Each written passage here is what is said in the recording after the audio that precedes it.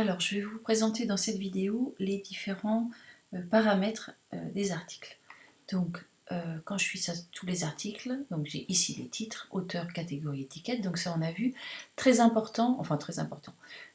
Dans tous les cas, il faut qu'un article appartienne à une catégorie. Si vous oubliez de cocher la catégorie, par défaut, la catégorie sera vide du club.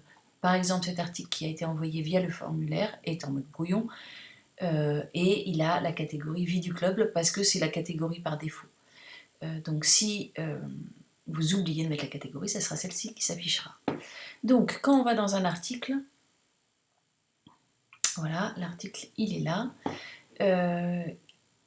Ce qui va m'intéresser, ce qui doit vous intéresser, c'est uniquement les parties catégorie, donc c'est cocher la bonne catégorie, étiquette, en écrivant la bonne étiquette, enfin les étiquettes, et je vous rappelle que quand vous tapez commencer, hop, on vous suggère celles qui existent déjà, donc ça permet d'être pertinent au niveau des étiquettes pour pas qu'il y en ait trop.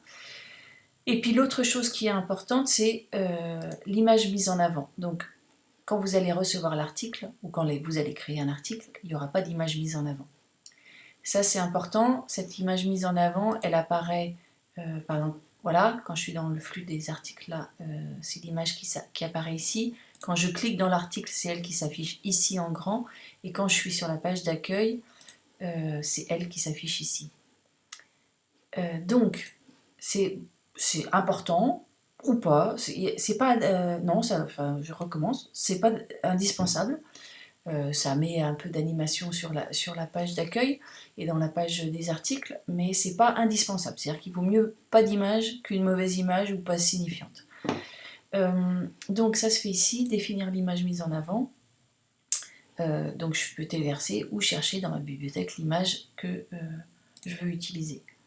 Voilà, une fois que je l'ai chargée, elle apparaît ici et donc elle apparaît bien ici. Donc, catégorie, étiquette, image mise en avant, et après, extrait, attribut d'article, tout ça, ça ne vous intéresse pas.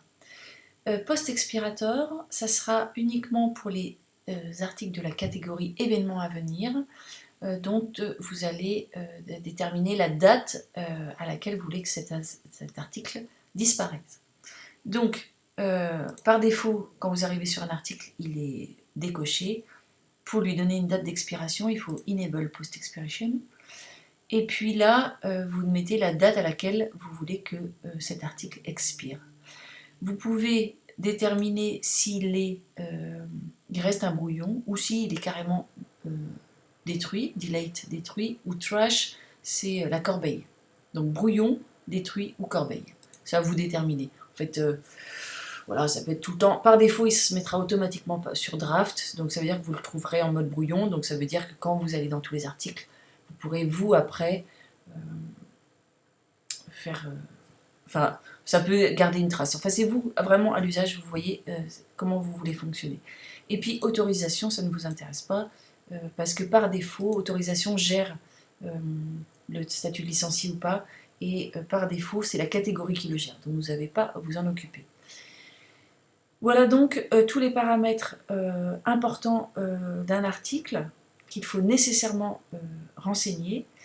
Et puis maintenant je vais vous faire une autre vidéo sur l'éditeur WordPress qui n'est pas le même que celui que vous aviez jusqu'à maintenant dans WordPress. Donc suite dans la prochaine vidéo.